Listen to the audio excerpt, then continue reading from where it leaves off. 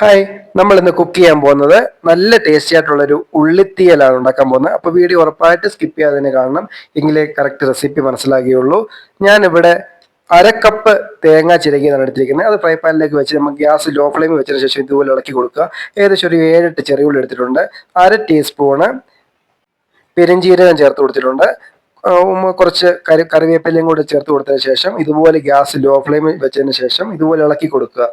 പ്രത്യേകം ശ്രദ്ധിക്കുക, തേങ്ങ പിര കരിഞ്ഞു പോകല്, ലോ ഫ്ലെയിം വെച്ച് ഇളക്കി കൊടുത്താൽ മതി. ഇതുപോലെ ഉണ്ട്. ഈ ഒരു ബ്രൗണിഷ് പരുവാകുമ്പോൾ നമുക്കിനി മസാലക്കൂട്ട് ചേർത്ത് കൊടുക്കാം. ഒരു ടീസ്പൂണ് കാശ്മീരി മുളക് പൊടി, 1/2 ടീസ്പൂണ് എരിവുള്ള മുളക് പൊടി, 1/2 ടീസ്പൂണ് മഞ്ഞൾപ്പൊടി ചേർക്കുന്നുണ്ട്, 1/2 ടീസ്പൂണ് മല്ലിപ്പൊടിയും ചേർക്കുന്നുണ്ട്. ഇതിപ്പോൾ ഒരു 4 പേർക്കുള്ള റെസിപ്പിയാണ് ഈ പറഞ്ഞു തരുന്നത്.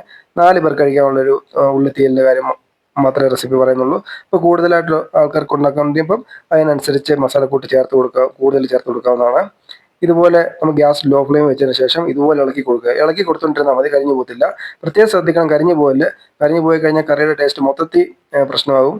അപ്പം ഇത് കരിഞ്ഞു പോകാതെ ഇതുപോലൊരു ബ്രൗണിഷ് പരുവായാൽ മാത്രം മതി. ഒത്തിരി ബ്രൗണിഷ് പരുവാകണ്ട.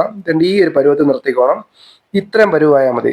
ഇത്രയും പരുവായതിനു ശേഷം ഒരു ഗ്യാസ് നമുക്ക് നിർത്തിയതിന് ശേഷം ഒരു 2 മിനിറ്റ് റെസ്റ്റ് ചെയ്യാൻ വെക്കണം. ഇത് 2 മിനിറ്റ് റെസ്റ്റ് ചെയ്തതിന് ശേഷം നമുക്ക് മിക്സിയുടെ ജാറിലേക്ക് ഇട്ടിട്ട് ഒരു 1/2 കപ്പ് വെള്ളം കൂടെ ചേർത്തിട്ട് നമുക്കിത് പേസ്റ്റാക്കി അരച്ചെടുക്കുക. 1/2 കപ്പ് വെള്ളം ചേർത്താൽ മതി. അപ്പം നല്ല കുറുകി നമ്മുടെ ഈ ഒരു മസാലക്കൂട്ട് ഇത് കിട്ടും. ഇതുണ്ട്, ഇതുപോലെ നമ്മൾ അരച്ചെടുത്തിട്ടുണ്ട്. നല്ല കുറുകി കിട്ടിയിട്ടുണ്ട്. നല്ല മസാലക്കൂട്ട്, നല്ല ടേസ്റ്റുള്ള കറി തന്നെയാണ്. അപ്പം നമുക്കിനി കുക്ക് ചെയ്യാനുള്ള പാത്രത്തോട്, ഇത് വെളിച്ചെണ്ണയ്ക്കകത്താണ് നമ്മൾ കുക്ക് ചെയ്യുന്നത്. വെളിച്ചെണ്ണ ഒഴിച്ചു കൊടുത്തു. ഒരു 1/2 ടീസ്പൂണ് കടുക് ഇട്ട് കൊടുത്തു. ഒരു 4 വറ്റൽമുളക് ഇട്ട് കൊടുത്തു. എല്ലാം ലോ ഫ്ലെയിമിൽ വെച്ചതിന് ശേഷം മാത്രം ഇളക്കി കൊടുക്കുക, കാരണം വറ്റൽമുളകൊന്നും കരിഞ്ഞു പോലെ. അതിനുശേഷം നമുക്ക് ആവശ്യത്തിനുള്ള ഉള്ളി, ചെറിയ ഉള്ളിയാണ്, ചെറിയ ഉള്ളി മൊത്തത്തിൽ ഇട്ട് കൊടുക്കുക. ഇത്രയും ചെറിയ ഉള്ളി നമ്മൾ ചേർക്കുന്നുണ്ട്. ഇപ്പോൾ 4 പേർക്കുള്ള ചെറിയുള്ള റെസിപ്പിയാണ് ഞാനിവിടെ ചേർത്തിരിക്കുന്നത്. അത് നിങ്ങൾക്ക് ആവശ്യാനുസരിച്ചും അത് ചേർക്കാവുന്നതാണ്. അപ്പോൾ നമ്മൾ ഒരു പച്ചമുളക് മാത്രമേ എടുത്തിട്ടുള്ളൂ. അരമുറി തക്കാളി ഇതുപോലെ സ്ലൈസായിട്ട് എടുത്തിട്ടുണ്ട്. ഇനി നമുക്ക് നല്ലതായിട്ടൊന്ന് ഇതുപോലെ ഇളക്കി കൊടുത്തതിന് ശേഷം നമുക്ക് ഇത് അടച്ചു വെക്കാം. അടച്ചു വെക്കുമ്പോൾ ഒരു 4 മിനിറ്റ് ഒന്ന് അടച്ചു വെച്ച് കഴിയുമ്പോൾ നല്ലതായിട്ട് ഇതങ്ങ് വഴന്ന് കിട്ടും. നല്ലതായിട്ട് വെന്ത് വഴന്ന് കിട്ടും ആവിക്കകത്ത്. എന്നിട്ട് കുറച്ച് കറിവേപ്പിലയും കൂടി ചേർത്ത് കൊടുക്കുന്നുണ്ട്. എന്നിട്ട് നല്ലതായിട്ട് ഇതുപോലെ തന്നെ അങ്ങ് ഇളക്കി കൊടുക്കുക. എന്നിട്ട് നമുക്ക് കുറച്ച് നേരം കൂടെ കുറച്ചുകൂടെ വഴന്ന് കിട്ടാറുണ്ട്. അതൊന്ന് നമുക്കൊന്ന് അടച്ചു വെച്ച് ഒന്ന് വഴറ്റിയെടുക്കാം. അതിനുശേഷം ഞാനൊരു ചെറിയ നെല്ലിക്കായുടെ അത്രയുള്ള ഒരു വാളംപുളി ചൂടുവെള്ളത്തിൽ ഇട്ട് വെച്ചിട്ടുണ്ടായിരുന്നു. അതുകൂടെ ചേർത്ത് കൊടുത്തിട്ടുണ്ട്. എന്നിട്ട് നല്ലതായിട്ട് ഇതങ്ങ് മിക്സ് ആക്കുക. ഇതുപോലെ നല്ലതായിട്ട് മിക്സ് ആക്കുക. അതിന് ശേഷം നമുക്ക് അരച്ചു വെച്ചിരിക്കുന്ന തേങ്ങയും മസാലക്കൂട്ടെല്ലാം കൂടെ അരച്ചു വെച്ചിരിക്കുന്ന ആ ഒരു മസാലക്കൂട്ടൂടെ ചേർത്ത് കൊടുക്കുക. ഇതുപോലെ ചേർത്ത് കൊടുക്കുക. ഇതിനകത്ത് നമുക്കിനി ഏകദേശം ഒരു 1.5 കപ്പ് വെള്ളത്തോളം നമുക്ക് ഒഴിക്കാം.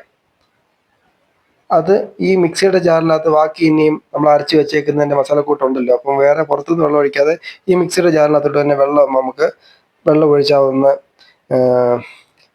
ചേർത്ത് ഇളക്കി ഇതിനകത്ത് തന്നെ ഒഴിച്ചു കൊടുക്കുക. കാരണം ഇത് ഇതിനകത്ത് തന്നെ ഒഴിച്ചു കൊടുക്കാം. കാരണം ആ മസാലക്കൂട്ട് കളയല്, ഇതിനകത്ത് തന്നെ ഒഴിച്ചു കൊടുക്കുക. നമുക്ക് ആവശ്യത്തിനുള്ള ഗ്രേവിക്ക് ഒത്തിരി ഗ്രേവി വേണ്ട ആവശ്യമില്ല. 4 പേർക്കുള്ള ഇതിന് ഉള്ള ആവശ്യത്തിന് ഏകദേശം ഒരു 1.5 കപ്പ് വെള്ളത്തോളം ചേർത്താൽ മതി.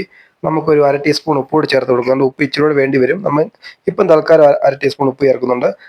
സ്വല്പം കറിവേപ്പിലയും ഇട്ട് കൊടുക്കുക. എന്നിട്ട് നമുക്കൊന്ന് അടച്ച് വെച്ചിട്ട് ഏകദേശം ഒരു 5 മിനിറ്റ് ഇതൊന്ന് തിളയ്ക്കാൻ വേണ്ടി വെക്കുക. അപ്പോൾ നമ്മൾ തിളച്ച് കഴിയുമ്പോൾ നമ്മൾ കറി ഇവിടെ സെറ്റായി ഏകദേശം കിട്ടിയിട്ടുണ്ട്. നല്ലതായിട്ട് ഇതുപോലെ നമ്മൾ ഒന്ന് ഇളക്കി കൊടുക്കുക. ഇത് അടി പിടിക്കാതിരിക്കാൻ വേണ്ടി ഒന്ന് ജസ്റ്റ് ഒന്ന് ഇളക്കി കൊടുക്കാം. നമുക്കൊന്ന് ഇളക്കി കൊടുത്തുകൊണ്ടിരിക്കണം ഇടയ്ക്കിടയ്ക്ക്. അപ്പം ഏകദേശം ഒരു 5 മിനിറ്റോളം നമുക്ക് തിളപ്പിച്ചാൽ മതി. അപ്പം ഇതുപോലെ നല്ലതായിട്ട് ഇളക്കി കൊടുക്കുക. അതിന് ശേഷം നമുക്കിനിയും ഉപ്പ് നോക്കാം. നമുക്ക് ഉപ്പ് കുറവുണ്ട്. നമുക്ക് ഉപ്പ് ചേർത്ത് കൊടുക്കാം. ആദ്യമേ ഒത്തിരി ഉപ്പൊന്നും ചേർത്ത് കൊടുക്കല്ലേ. ലാസ്റ്റ് നമുക്ക് ആവശ്യമനുസരിച്ച് കറിയുടെ ടേസ്റ്റ് നോക്കിയതിന് ശേഷം ഉപ്പ് ചേർത്ത് കൊടുത്താൽ മതി. അപ്പം ഒരു സ്വല്പം ഉപ്പിൻ്റെ കുറവുള്ളതുകൊണ്ട് ഞാനൊരു 1/4 ടീസ്പൂൺ ഉപ്പ് കൂടെ ഞാൻ ചേർത്ത് കൊടുക്കുന്നുണ്ട്. അപ്പം ഈ ഒരു റെസിപ്പി നിങ്ങൾ ഉറപ്പായിട്ടും കുക്ക് ചെയ്ത് നോക്കണം കേട്ടോ. ഉറപ്പായിട്ടും ഇഷ്ടപ്പെടുവാണെങ്കിൽ ലൈക്ക് ചെയ്യുക, സബ്സ്ക്രൈബ് ചെയ്യുക. അപ്പം നമ്മളെയും കൂടെ സപ്പോർട്ട് ചെയ്യുക. അപ്പം ഞാൻ ഏറ്റവും ലാസ്റ്റ് ചേർക്കുന്നത് ഒരു നുള്ള് ഉലുവാപ്പൊടിയാണ്. ഈ ഒരു കറിക്കുള്ള ആ ഒരു 1/4 ടീസ്പൂൺ ഞാൻ ചേർത്തിട്ടുണ്ട്. 1/4 ടീസ്പൂൺ മാത്രമേ ചേർത്തിട്ടുള്ളൂ. അപ്പോൾ നിങ്ങൾ കൂടുതൽ ക്വാണ്ടിറ്റി ആയിട്ടുള്ള കറി വെക്കുമ്പോൾ അതിനനുസരിച്ചുള്ള ലാസ്റ്റ് ഇച്ചിരി ഉലുവാപ്പൊടിയും കൂടി ചേർത്ത് കൊടുക്കുമ്പോൾ കറിക്ക് ഒന്നുകൂടെ നല്ല ടേസ്റ്റ് ആയിട്ടുള്ള കറി കിട്ടും. അപ്പം നമ്മുടെ ഉള്ളിത്തീയൽ, ചെറിയ ഉള്ളിത്തീയൽ തന്നെ ഇവിടെ റെഡി ആയിട്ടിരിക്കുവാണ്. ഞാനിപ്പോൾ ഒരു കാര്യം പറഞ്ഞാൽ, ഇപ്പം നമുക്കിപ്പോൾ ചോറിന് കൂട്ടാൻ വേറെ ഒരു കറിയും ഇല്ലെങ്കിൽ പോലും ഈ ഒരു തീയൽ മാത്രമേ ഉള്ളെങ്കിലും നമുക്ക് വയറ് നിറച്ച് കഴിക്കാവുന്ന ഒരു നല്ലൊരു കറിയുടെ റെസിപ്പി തന്നെയാണിത്. അപ്പോൾ ഉറപ്പായിട്ട് നിങ്ങളിത് വീട്ടിൽ കുക്ക് ചെയ്ത് നോക്കണം. കുക്ക് ചെയ്ത് നോക്കിയതിന് ശേഷം എന്നോട് ഇതിൻ്റെ അഭിപ്രായങ്ങൾ കമൻ്റായിട്ട് അറിയിക്കണം. അപ്പോൾ എല്ലാവർക്കും ഇഷ്ടപ്പെടുന്ന റെസിപ്പിയാണ്. കാരണം ഒത്തിരി എരിവൊന്നും ചേർക്കില്ല. നമുക്ക് നമ്മളിപ്പം എരിവുള്ള മുളക് പൊടി 1/2 ടീസ്പൂൺ മാത്രമേ ചേർത്തിട്ടുള്ളൂ. ഇങ്ങനെയൊക്കെയുള്ള കറിക്ക് ഒത്തിരി എരിവ് കൂടിക്കഴിഞ്ഞാൽ നമുക്ക് ആ ഒരു കറിയുടെ ടേസ്റ്റ് കിട്ടത്തില്ല. അതുകൊണ്ടാണ് എരിവ് ഒത്തിരി ചേർക്കണ്ടെന്ന് പറയുന്നത്. അപ്പോൾ നമ്മുടെ ഉള്ളിത്തീയൽ ഇവിടെ അടിപൊളിയായിട്ട് സെറ്റായി കിട്ടിയിരിക്കുകയാണ്. ഉറപ്പായിട്ടും ഈ ഒരു റെസിപ്പി കുക്ക് ചെയ്ത് നോക്കുക, നിങ്ങൾക്ക് ഉറപ്പായിട്ടും ഇഷ്ടപ്പെടും. അപ്പം എൻ്റെ ചാനൽ സബ്സ്ക്രൈബ് ചെയ്തിട്ടില്ലാത്തവരാണെങ്കിൽ സബ്സ്ക്രൈബ് ചെയ്യുക, സപ്പോർട്ട് ചെയ്യുക. അപ്പം വീണ്ടും നല്ല നല്ല വീഡിയോസുമായിട്ട് ഞാൻ വീണ്ടും വരുന്നതായിരിക്കും. അപ്പോൾ ഇത് നമുക്ക് ചപ്പാത്തിയുടെ കൂടെയും ചോറിൻ്റെ കൂടെ ഒക്കെ കഴിക്കാൻ പറ്റുന്ന നല്ല റെസിപ്പി തന്നെയാണ്. ചോറിൻ്റെ കൂടെ ആണ് ഒന്നുകൂടെ നല്ലതായിട്ട് നമുക്ക് കഴിക്കാൻ പറ്റുന്ന റെസിപ്പി ഇത്. ഉറപ്പായിട്ടും കുക്ക് ചെയ്ത് നോക്കുക. Thanks for watching. Thank you.